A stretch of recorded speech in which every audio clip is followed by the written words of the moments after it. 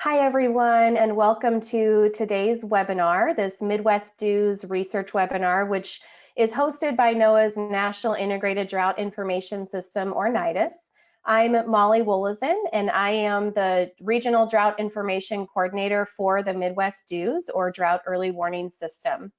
So today's webinar is going to highlight results from a NIDIS-funded research study that analyzed the rapid transitions in precipitation extremes in the Midwest.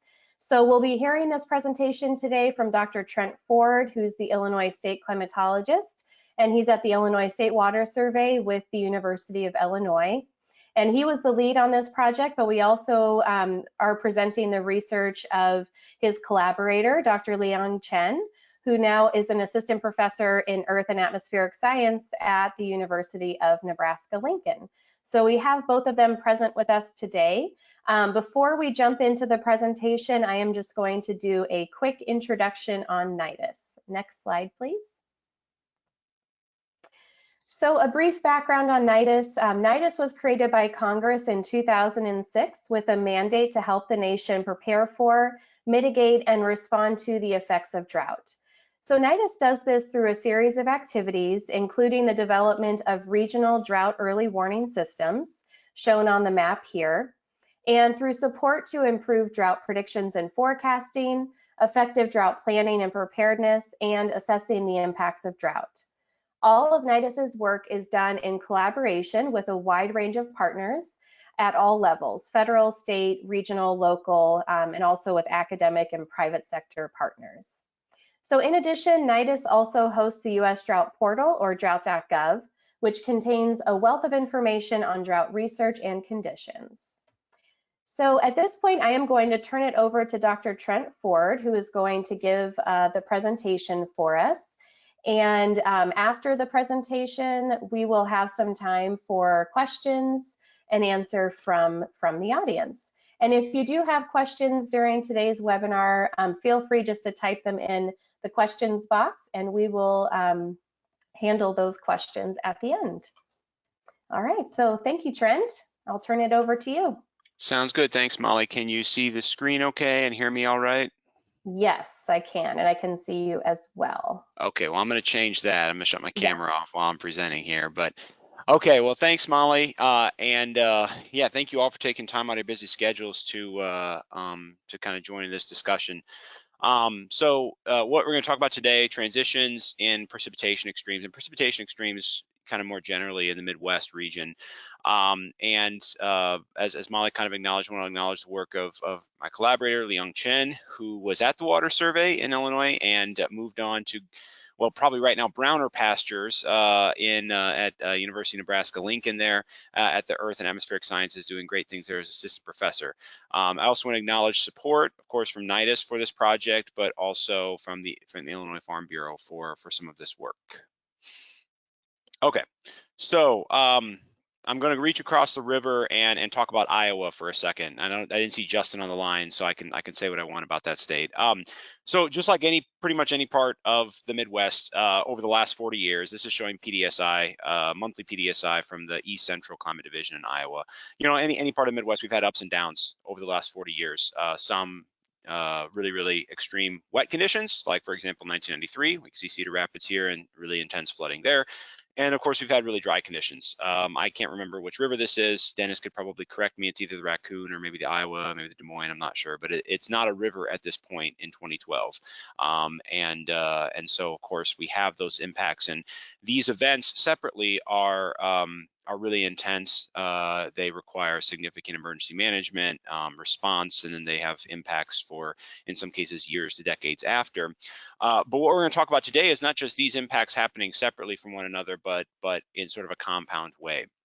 And so one example of this that I use from this climate division in Iowa is the kind of 2012 to 2013 and the year of 2013 and the kind of rapid change between very, very dry to very, very wet back to very, very dry conditions and the sort of impacts that sort of event creates.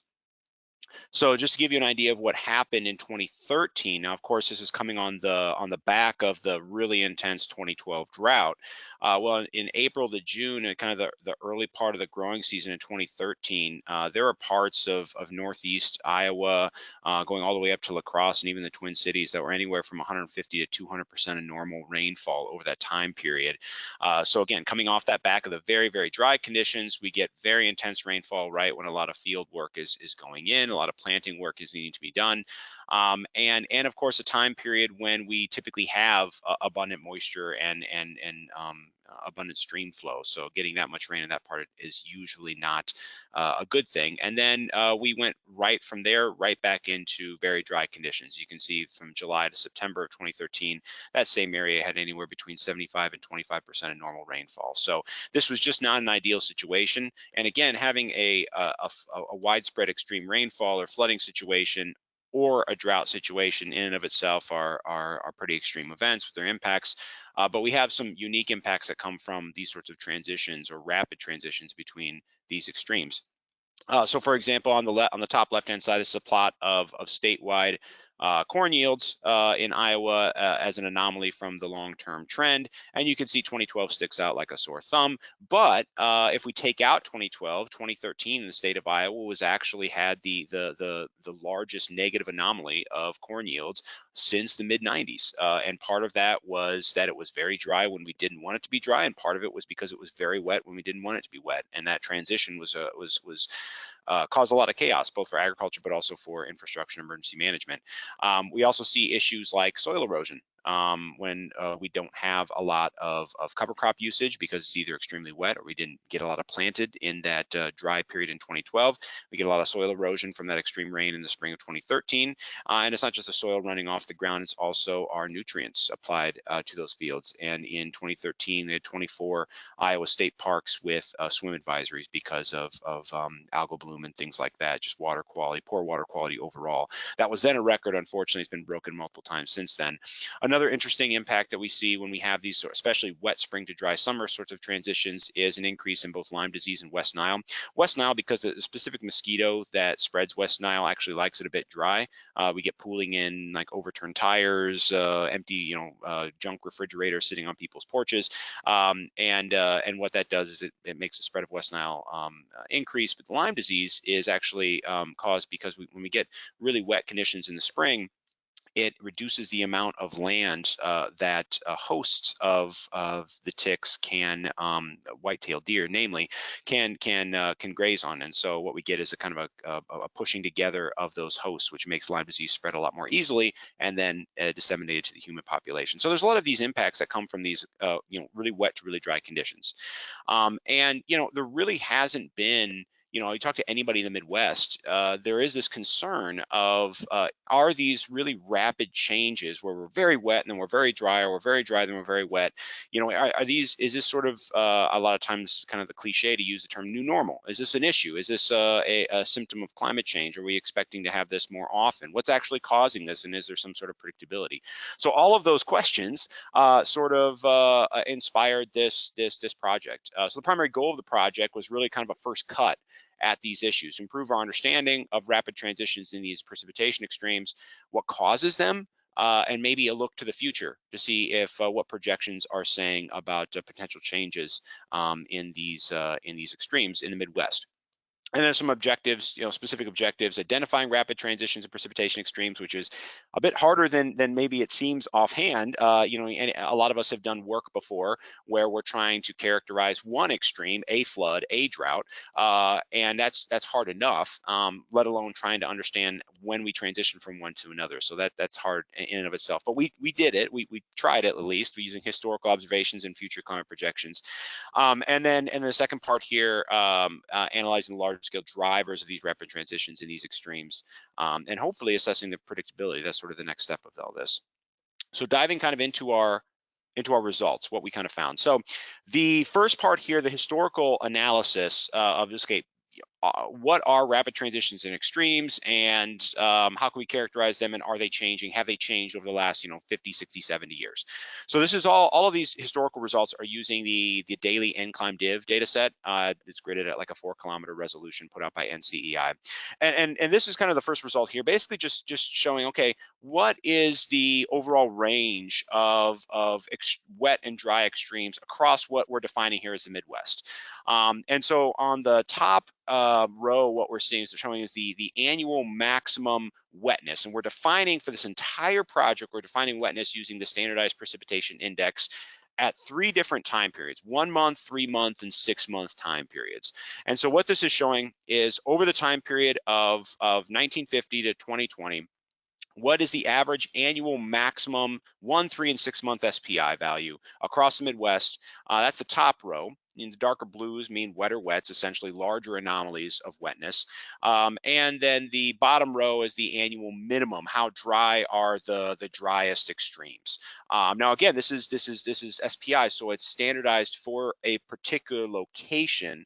Which is important. So in general, even though you see the darker blues in maybe the Red River Valley of the North, it doesn't necessarily mean that that area is wetter overall than parts of Kentucky. It's not. It's just a larger anomaly. So that's important to recognize. What we see here overall is that at 1 month timescales, the southeast part of the Midwest has a more variable climatology from month to month, and that makes sense. We do get on 30-day timescales, we get much larger extremes as far as wetness and dryness is concerned. However, when we move out to the 3 to 6 month timescales, that's when we begin to see the darker blues in the Dakotas, where my colleague is now in eastern Nebraska, in Minnesota, at 3 and 6 month timescales. So that northwest part of the Midwest actually tends to be more variable or have larger magnitude extremes at 3 to 6 months. So this just goes on a first cut characterization of these extremes.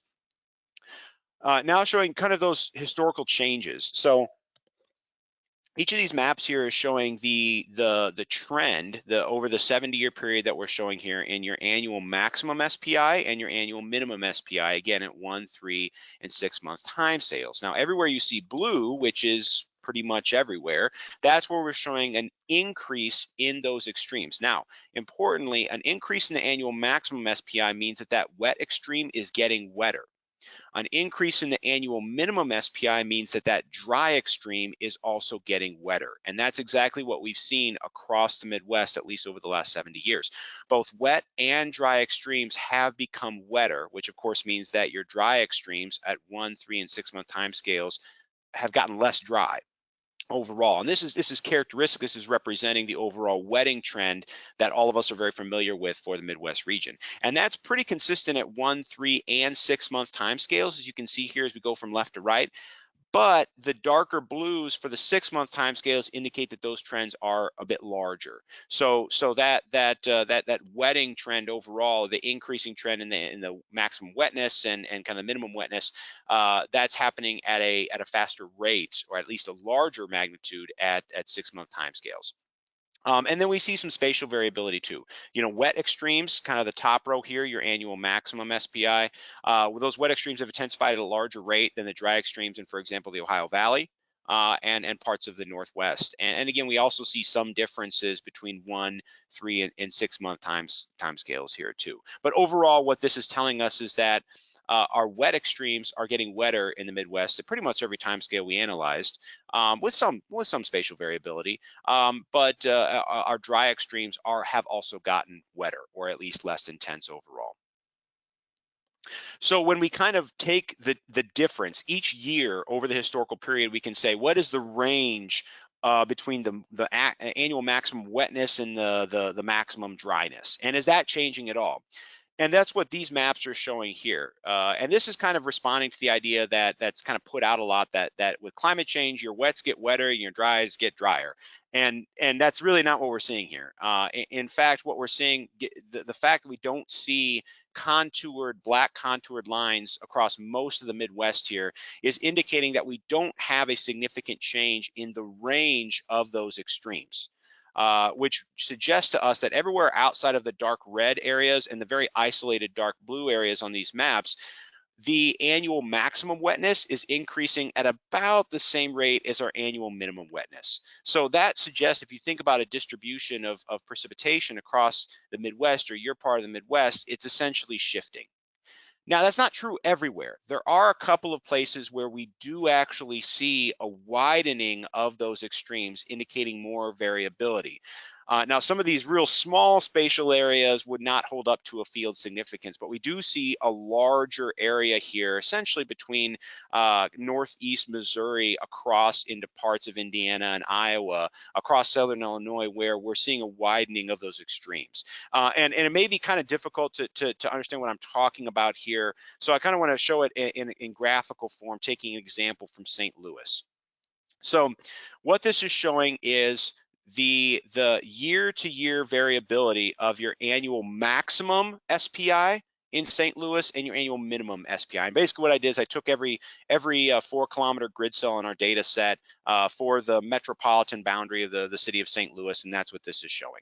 And this is 90-day SPI, but it's broadly similar to the 30 and the 60-day as well. And then what I have is I have the trends in your annual maximum SPI and your annual minimum SPI.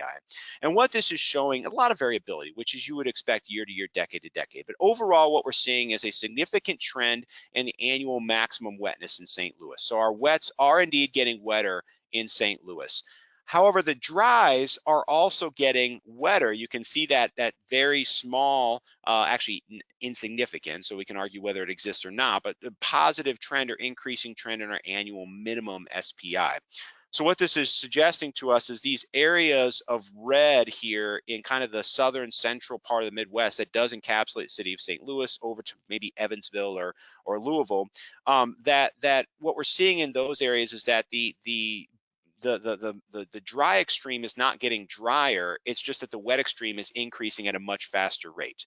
And so we're getting overall more variability. So overall, what we can say from this, at least the historical output, is that our wet extremes are getting wetter pretty much everywhere, and our dry extremes are either not increasing very much or are actually getting wetter themselves as well. So what about transitions? I mean, this whole idea, now that I'm 14 minutes into talking, what about the actual transitions in the extremes? So these maps here, what I call my Jackson Pollock maps here, just kind of splotches of color everywhere. And this was my feeble attempt to try to encapsulate a lot of really complex information. So what this is doing, you can see here these different panels. This is showing the change over that historical period, 1950 to 2020, on the top maps, dry to wet transitions, where we go from, let's say, drought to very, very wet conditions, and on the bottom panels, the opposite, wet to dry conditions. And this is, again, at 1 month, 3 month, and 6 month time scales. Now, the colors indicate a combination of changing frequency in these transitions and changing speed or rapidity. So the changing frequency basically saying, are these transitions, wet and dry transitions, dry to wet transitions, are they becoming more or less frequent? Or have they become more or less frequent over the last 70 years? And then on top of that, are they becoming quicker or are they happening more slowly? So first and foremost, everywhere you see yellow colors, yellow, red, or orange, that's an area where over the last 70 years, we've seen a significant increasing trend in the frequency of these transitions, either dry to wet transition or wet to dry transition. So that encapsulates a pretty large area of the Midwest. We can see there are some pockets in parts of Nebraska, around the Lake Superior area, especially at 1 month time scales, and then at 3 and 6 month time scales, parts of Kentucky and Ohio that actually have had fewer transitions. But for the most part, the most Midwest has seen a significant increase in the frequency of wet to dry transitions. And the reason that that's happened is because, as I kind of described before, the intensity, the magnitude of our wet extremes are increasing, and so therefore we're having more wet extremes overall. And so this is meaning more transitions between wet and dry. Now, as far as the rapidity, the quickness of those transitions, are we going from wet to dry more quickly, which is something that a lot of folks have kind of anecdotally thought about? We don't really see that played out here. So anywhere you see the red, that's where in these maps, that's where transitions are happening more frequently, but also more quickly. And really, it's only at the 60 or excuse me, the 3 and the 6 month time scales here across that band of kind of northeast Missouri, southern Illinois, southern Indiana, into maybe parts of Ohio, that we do see that, but it's pretty sporadic. And given the high resolution of this data set, what it's suggesting to us is we really don't have a lot of robust trends in the speed, the change in the speed of these transitions. So overall, what we can kind of conclude from this is that indeed we're seeing more frequent transitions between wet and dry. A lot of that has to do with the fact we're seeing just more wet extremes overall. But the speed of those transitions really aren't changing all that much, or at least the way that we're defining them here, they haven't changed all that much.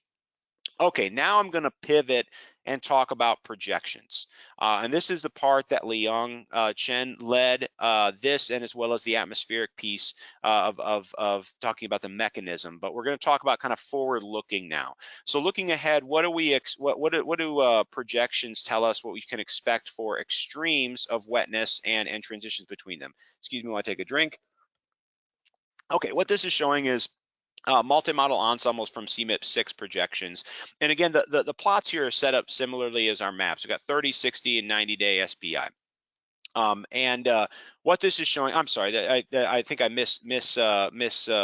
labeled those. Actually 30, 90, and 180-day SPI, but we'll gloss over that. So what this is showing is essentially the different projections here moving to the right of the vertical dashed line for each of these projections in the annual maximum SPI, again, in the annual minimum SPI. So essentially, this is like those first maps to show, okay, what is the projected change in our annual maximum wetness across the Midwest and our annual minimum wetness. Now, the lines are showing the overall Midwest region average. So we're not showing any spatial variability here, just for the Midwest region as a whole. What are we seeing? The upward trend of all of the projection plots here along the top panels is indicating that there's pretty good consistency among the CMIP 6 models, both across the models and across the 3 different scenarios, the low, medium, moderate, and high emission scenarios that we used. There's good agreement in increasing, a projected increase in those annual maximums at 1 month, 3 month, and 6 month SPI overall for the whole Midwest region. And you can see that for each of these time periods, very few of the model, the individual ensemble members actually show a decrease in those annual maximums. So the historical trend that we've seen across the Midwest, where annual maximum wetness is increasing, that's likely, or at least given these projections, is projected to continue through the 21st century. The annual minimum, the bottom panels are really where the interesting stuff comes in. It's really where the uncertainty comes in too. So first and foremost, you can see that the lines are not increasing consistently. It really depends on the time period we're talking about. And this is where we start introducing some nuance that I'm going to stress on the final slide here of what time period we're looking at. And so when you look at just a 1 month, a 30-day SPI, most of the models do project an overall decrease or an intensification of our annual minimum SPI at 30 days. You can see very few, that's the bottom left panel, very few of those individual ensemble members under different scenarios are projecting an actual increase. Most of them are decreasing, and certainly the multi-model ensemble mean is decreasing. When we get to the 90-day, which is in the middle, again, my apologies for mislabel, the 90-day in the middle, the 3-month period, it's basically flatline. We have some models that are showing a projected increase in our intensification of our maximum dryness or our minimum wetness in any given year, and some models that are showing a weakening of that. So it's essentially flatline for that. But when we get out to the 180-day, the 6-month time periods on the far bottom right, what this is showing is again, quite a bit of uncertainty. You can see that spread in the shaded areas on the right-hand side. Overall, the multi-model ensemble is showing a positive or an increasing trend, meaning an overall weakening of our dryness, of our annual maximum dryness in any given year, but overall a lot of uncertainty. And so what this is suggesting is essentially overall wetter conditions, right? An increasing annual maximum SPI and at longer time scales, an increasing annual minimum SPI, meaning a weakening of 3 and 6 month dryness across the Midwest. So overall wetter conditions, sort of what we've seen over the last 70 years, but that's superimposed with more extreme short-term variability. So the wetter wets, drier dries, that is playing out here in the projected changes in our 30-day SPI. So you can imagine a 3 or 6 month period of time in the middle of a year where overall it's very wet, but there's 1 month or 1 30-day period out of that time period where it's actually been very dry. And so it really depends, again, overall wetting trend with more short-term variability superimposed on that. That's essentially what these projections are indicating. So when we see the actual spatial variability of what these trends look like, again, we're looking at 30, 90, 180-day SPI. The projected change in wet extremes on the left and the projected change in dry extremes on the right. What this is suggesting, again, from bottom to top, going higher emission scenarios here, what this is suggesting really two things. One is a larger wetting trend, especially in the Great Lakes region, but a wetting trend in our increasing magnitude of our wet extremes for most of the region.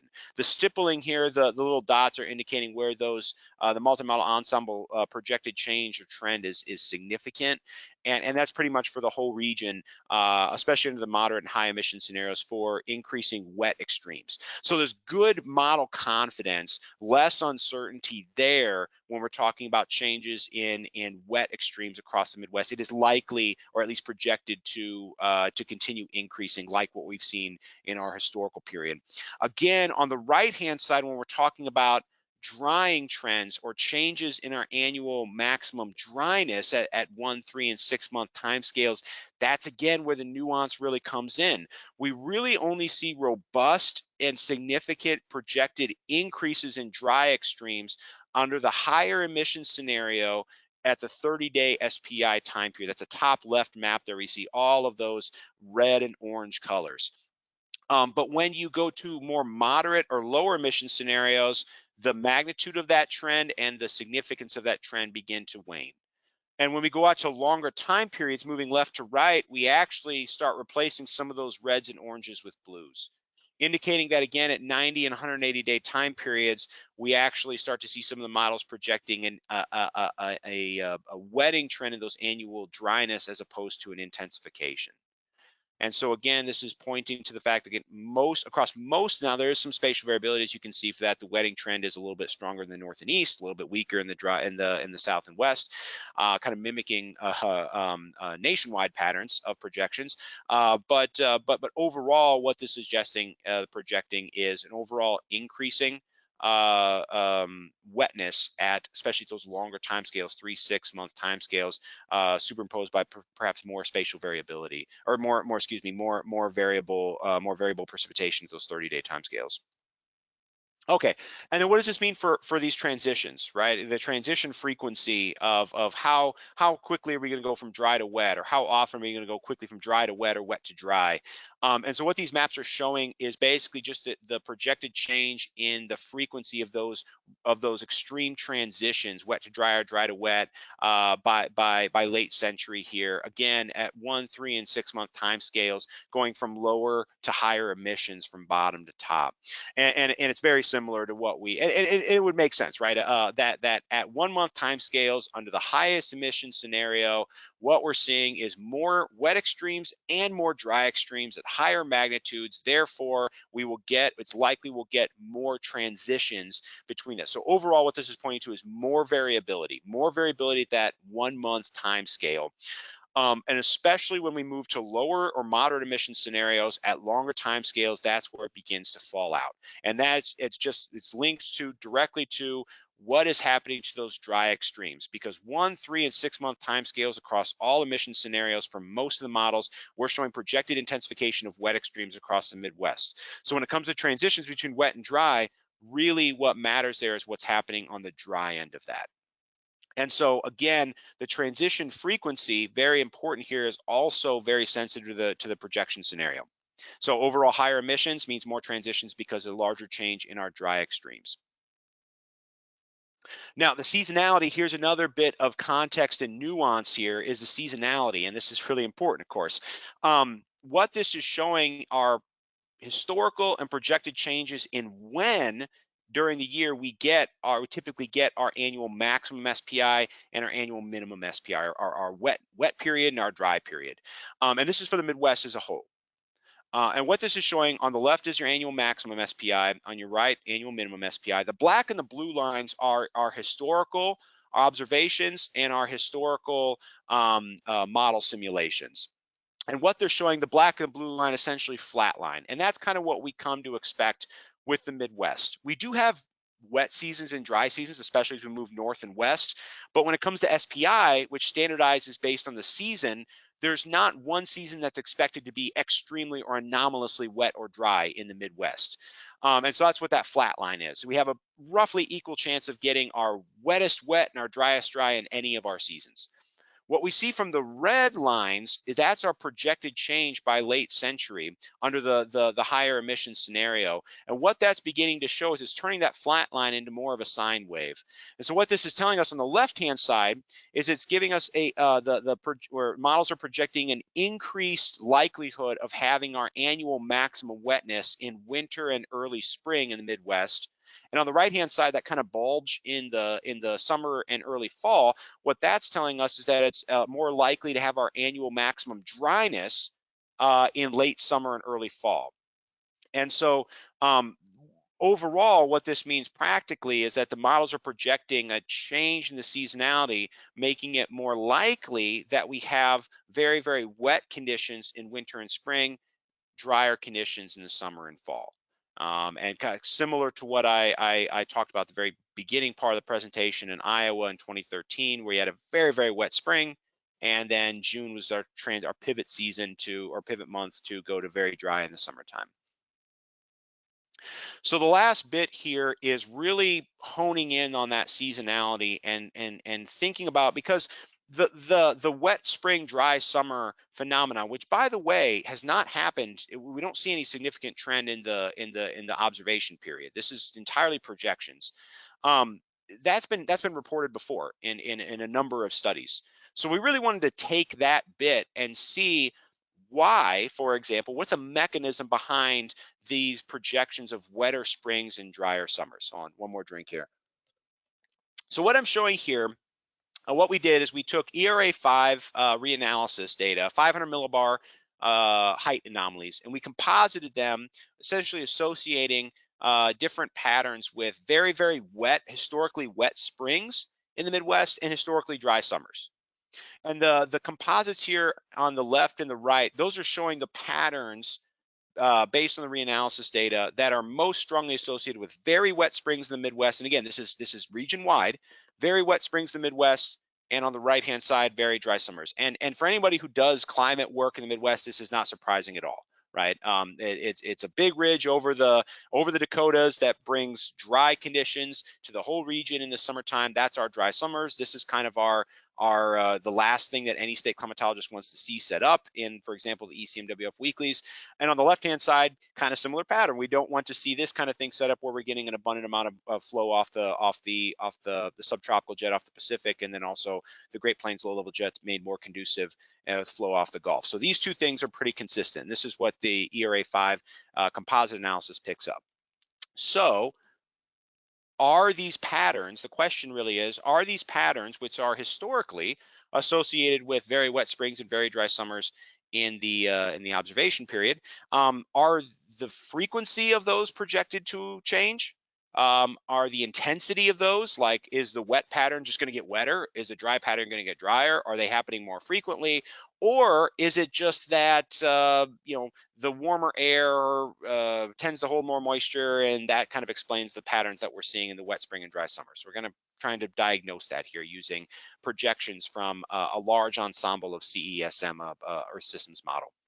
Okay, so the first kind of question is, can our CESM large ensemble, which is abbreviated here CESM2 large ensemble, it's essentially just, I think Leon can correct me, but it's something like 100 ensembles of the same, essentially the same model, just changed just a little bit so that we get kind of a spread for uncertainty purposes. And it's one way of looking at projections. And can these different in this ensemble pick up on over the historical period the drivers, the circulation features in the atmosphere that are associated with these extremes? And they do pretty well. So on the left-hand side, what this is showing, that the left column is essentially that pattern for very, very wet springs. In the middle panel, ERA5, that's our reanalysis, and another reanalysis, MERA2, just for sanity check. And then on the top is our CESM large ensemble, and they look very similar. Okay, so wet springs in the CESM large ensemble are associated with higher frequency and higher intensity of that particular pattern. Same thing for the summer, which is on the right panel of that left figure, showing, yeah, the CESM large ensemble picks up that pattern too. Generally, historically, our driest summer patterns are associated with that atmospheric circulation feature. Great. Now, does it get it right for the right reason, where it creates a bunch of rain and not much rain, respectively? Yeah, kind of, sort of. That's what we're showing here on the right-hand side. So basically what this is showing is precipitation anomalies, millimeters per day, for the wet, very, very wet springs on the left and the very, very dry summers on the right. And what it's showing here is that yeah, generally speaking, compared to our reanalysis data, the historical runs of our large ensemble climate model are picking up those patterns. It likes to make the Ohio Valley a lot wetter than the Dakotas and kind of the western Midwest, but in general, it's making the Midwest very wet. So that gives us some confidence that it can be used to look at changes in these sort of atmospheric circulation patterns that may be associated with this wet spring, dry summer pattern. Okay, so now we're looking at just projections. And what this is showing, essentially projected changes in the frequency of those circulation features that make for wet springs and for dry summers. And what the plot on the left-hand side here, this is showing for the kind of the time series of the projected frequency of those patterns in spring and summer from the end of the historical period all the way out through the end of the century. And what this is showing is the blue call-out box is indicating that our large ensemble projections do show increasing frequency of that wet spring pattern, where we kind of get the trough ridge pattern, and as well as the dry summer pattern, which is just a big ridge over the whole region. And so the projected change in the frequency of very wet summers and very dry, or excuse me, very wet springs and very dry summers is associated with an increased frequency in the type of circulation features that make for those types of outcomes. Very wet in the spring, very dry in the summer. Now, CESM large ensemble, for a sanity check, we compared it with a CMIP6 multi-model ensemble. I don't have enough time to get into all the nitty-gritty of the differences between those, but essentially, two different systems of representing, projected changes in future changes in our climate. And what they show is essentially very similar thing, an increasing trend in both the wet spring pattern and dry summer pattern. So there's a bit of a sanity check there, that it's not just a one sort of ensemble dependent result. So overall, what this is suggesting to us is that pattern, that's change in seasonality that's projected so robustly in the Midwest of more wet extremes in the spring, more dry extremes in the summer, that's related at least to the frequency of these two patterns increasing. Now, there can also be a projected change in the intensity of those patterns. So if we have a wet spring pattern set up in the Midwest, how much rain is it producing, and is that increasing? And indeed, that's what's projected here. So what's shown are the projected precipitation patterns for both our large ensemble member here from CESM as well as CMIP6. And what it's showing is that that very wet, that atmospheric circulation feature that's associated with wet springs is projected to produce even more rain across the Midwest, and the circulation features that are associated with the dry summers historically are projected to produce even less rain. And so in this case, when it comes to these patterns, what the models like to pick up on is a wetter wet pattern and a drier dry pattern. They do disagree, I will say, on where the largest changes occur, and that's something that is quite difficult historically for models to pick up on. All right, a last bit here is kind of the mechanisms of change. And this is something that I think that Liang and I want to flesh out in future projects here, especially getting to predictability. But one of the questions we had was, are these projected changes in the dries and the wet extremes in the circulation features, is that more of a dynamic forcing, as in the actual movement of the atmosphere? Or is it a thermodynamic forcing? Is it the fact that we have background warming and it's just making for more water vapor in the air and therefore more rain or less rain depending on your feature? Not too in the nitty gritty. Those who want the nerdy details can ask me afterward. But essentially, what this is showing is essentially the contribution to our moisture budget from on the left, the thermodynamic component of the water budget, the atmospheric water budget, and on the right-hand side, the dynamic component. You can see the much darker colors for spring and green, for summer, the darker reds and browns. That's indicating to us that the dynamic component of our vertical moisture advection, of our atmospheric water balance, the dynamic component is the one driving the bus here. And Liang, some of the subsequent work that he did for this paper that's now in review in Journal of Climate is linking these changes to changes in the North American westerly jet, as well as changes in the frequency of the Great Plains low-level jet. And that's particularly the case for the Great Plains low-level jet plays the most important role in the springtime, where we get that big ridge parked over the southeast U.S. out into the Atlantic, and that kind of brings out and makes a more conducive environment for that low-level jet to bring us a lot of moisture here in the Midwest. So overall, what this is suggesting is that dynamic component is really driving the bus on this, at least in the projections for what the models are seeing. And that's in pretty good agreement with the few papers that have been published on this before. Okay, lots of stuff. This is 2.5 years worth of work, and so I'll try to summarize it here. So we've seen an observed increase in Midwest precipitation and precipitation variability on 1, 3, and 6 month timescales over the last 70 years, and that's pretty much everywhere. And across what I'm defining as the Midwest, and that's projected to continue and really intensify through the 21st century. And that's really on the wet side. That the strongest confidence there in both the historical trends and the projections is increasing in the wet extremes. The rapid transitions from wet to dry conditions have increased in frequency across the region, but they're not necessarily happening more rapidly. This could be a feature of how we define the transitions. Maybe if we looked at 2-week timescales, maybe if we looked at 12-month timescales, that those are all good ideas, and that if we had all the time in the world, we could do that. And so this is one thing, is the sensitivity of the results to the time period selected may give us a different and this is really where bringing in folks, stakeholders who are actually impacted by these events, can tell us a little bit about what the most important time periods are for them. Maybe it's not 1 month or 3 months, maybe it's 2 weeks.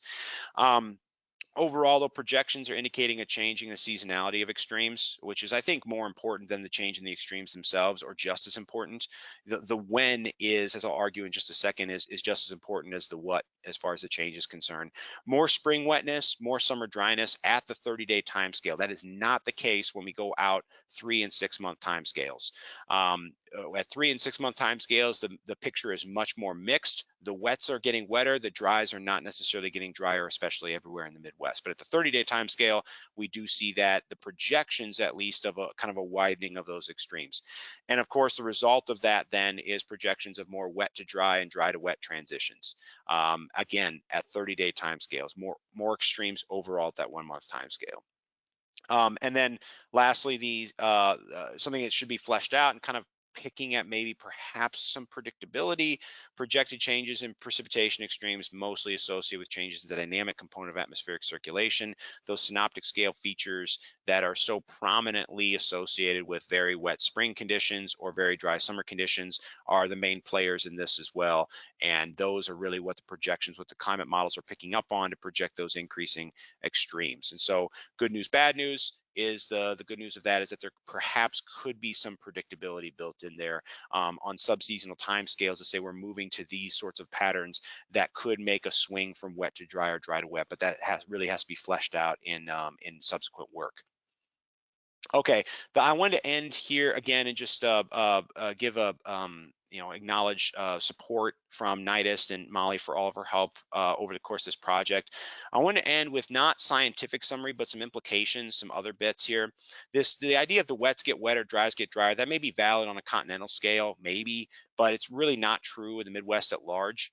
The observations and projections both indicate an overall wetting trend in the Midwest, especially at those longer time scales. We are not seeing an increase in the frequency or the severity of dry extremes at 3 to 6 month time scales across the whole Midwest.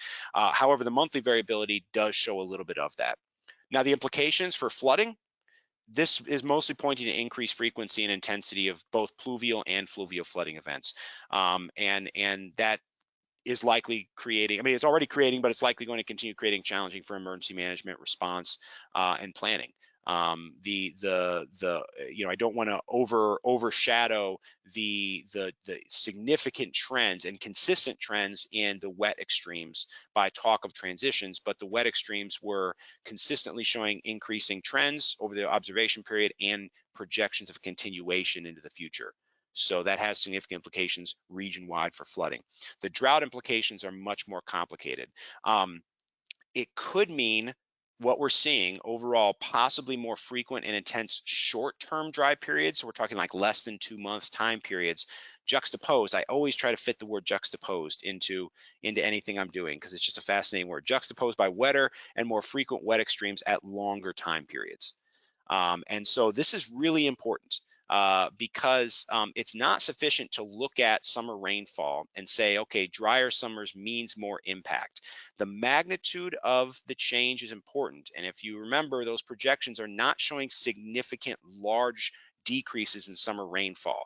5 to 10% at most is a magnitude that we were seeing. The timing is also really important. If one has a 5% decrease in summer rainfall, but it follows springs that are 20% wetter, what does that mean for water balance, which is really where the rubber hits the road? So spring wetness has to be considered when we're talking about drought projections into the future. And I just want to highlight 2 studies that were published by other folks in the last couple years that are really arguing for the use of soil moisture to understand changes in water balance, not SPI, not SPEI, not precipitation, because what an increasingly wet spring followed by perhaps an increasingly dry summer does to soil moisture, which is really where the water resource impacts really are when it comes to drought, that is not as simple as saying we're just getting drier overall. So that's just one last important point I kind of wanted to throw in there. So our contact information is below. Again, Molly, thank you for setting this up and the support from NIDIS, and I'm happy Liang is on too. He can answer the tough questions and I'll take the easy ones. Nice, thank you so much. I am always amazed at your ability to present such complicated information in a way that at least I can understand. So thank you so much for a great presentation and really talking about fascinating research. And we have 2 Trent Fords on the line. Now, Liang, thank you for joining. I think the same link was on there, so that's why their names are the same. But Liang, thank you so much for joining us. So just we had a couple of questions come in. First, clarification on how are you defining the speed of transition? Is it a rate of change in the SPI? So if you could touch on that. Yeah, so the rate of so it is essentially a rate of change in the SPI. So I excluded the slide. I should have thrown it in of showing how we actually define a rapid transition or a transition in general. So it's essentially when you have let's say from wet to dry, when you have a wet extreme in your SPI record, then which is we use a threshold, and then however long it takes from the last day that you have a value above that wet threshold until the first day you have an SPI value below the dry threshold, that time period is the change. So it's not necessarily a rate of change of SPI, but just a time period elapsed between those 2 thresholds. So we didn't give any credence to whether the extreme was a you know, the wet extreme was a positive 1.6 or positive 3.6. It was just above that threshold, and that was just one way of doing it. It would be interesting to look at the rate of change as well to see how wet and how dry, but that's kind of what we did. Great, thank you. And just a reminder that if you do have a question, feel free to put them in the questions box. We have a couple of kudos for such a great presentation. And another question here, what are the implications for the Great Lakes from the projected increases in precipitation? Yeah, that's a good question. That was from Scott, and I know we Yeah. talked about this a couple weeks ago at the summit too. The Great Lakes are really complicated. You know, there's a lot of uncertainty when it comes to projections of changes in lake levels. But what I've seen from a lot of the folks who are doing a lot of good work is that acknowledgement of that uncertainty and the need to do more work, but also increasing variability of lake levels. So, and certainly if the projected changes that we're showing here come to fruition, that could lend itself to more variability in lake levels. You can imagine if the entire Great Lakes region is very wet at a 6-month time period, and then has some pretty protracted or acute short-term dry periods, we could have some pretty significant variability in the Great Lakes levels. With that said, the lack of projected intensification of dry extremes at 6-month timescales suggests that maybe those long-term dryness is not as much of an issue. So I'm not exactly sure what that means for Great Lakes levels. I think I'm rambling, which shows that I don't have a really good answer for you. Yeah, it's definitely something that I think could and should be explored more, you know, and I'm sure that there's some research going on already that we might not be aware of, but that's a great question.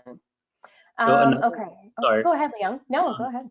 Another point I want to add, so is about the seasonality of the precipitation extremes over the Great Lakes region. If you remember, we calculated the annual maximum SPI, so how the seasonality change. Actually, also there's more extreme will occur in like late winter or early spring, so that will complicate it. The like lake effect snow or the heavy precipitation, especially consider the temperature change in the future. So Yes, thanks for adding that. Another question here, is there anything we can do to further understand this for future forecasting? So I'm not sure, I guess I would interpret that as future forecasting in terms of trying to improve forecasts.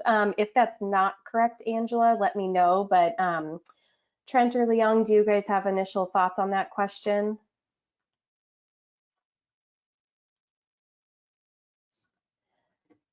Or do we need more clarification on what's... Liang, do you want to start or do you want me to? Oh, you know, just one quick question. So Angela said she correct, and he answered it already. So there we go. We do have a comment here of thank you for the great talk, and they'd like to see what the results look like for the Canadian portion of the Great Lakes Basin as well. So that's, yes, I think I'd also like to see in the plains. I'm the coordinator for the Missouri River Basin as well, which you got a little bit into that, but I think it'd be really interesting to look at this more broadly too. Any other questions, please go ahead and put them in the chat box. As we're waiting here to see if any more come in, I just wanted to point out that I did put some links in the chat box. So the first one is, there is a research page on drought.gov that highlights this research. And as we have the 2 publications that have already been published on this research linked there. And there's a third one that's in review, as Trent mentioned, and we will post that on that page whenever it's available. And we also have developed a communication piece of sorts, a 2-pager that summarizes, I believe it was the first publication, and we're working on a second one. So these are meant to be kind of a quick 2 to 3 or 4 page. The next one might be a little bit longer to summarize the research results and kind of the key takeaways. So we do have that for the historical analysis, and we are working on the one for the projections and also the drivers that Trent presented on. I also included the links, Trent, the two last publications you had on your slide. I believe that I typed those in correctly and have the right ones. Correct me if I'm wrong, but I put those in there as well. Okay, so I don't see any other questions coming in. So I think we will go ahead and wrap up. And again, I really appreciate you both taking the time to be here and present, and also just for the great research that you have done over the last couple of years. I wanted to remind everyone that there is a survey at the end of this, so if you wouldn't mind taking a moment to take the survey on what you thought about the webinar, that would be wonderful. And then I'll also mention, just a plug for those that might be interested, this topic that Trent just presented will be a discussion at our upcoming Midwest and Missouri River Basin DEWS partner meeting, and that's happening in Omaha, Nebraska on October 13th and 14th, and that is open for anyone to attend. And so if you're interested in hearing more about this and really more discussion on this, especially from the management side of things, and really starting to think through how can we, address some of those concerns of how do you manage both of these extremes. So that will be part of the discussion that we have at the upcoming DEWS meeting. So I just put a link in the chat box there to the DEWS meeting, and you can still register, I think, through the end of this month, or at least, through the beginning of October. And Trent and Liang will both be there. So it'd be a great chance to talk with them and network with a lot of other people in the region. Okay, so we don't have any other questions, so I think we will go ahead and wrap it up, and thank you again, and thanks everyone for joining.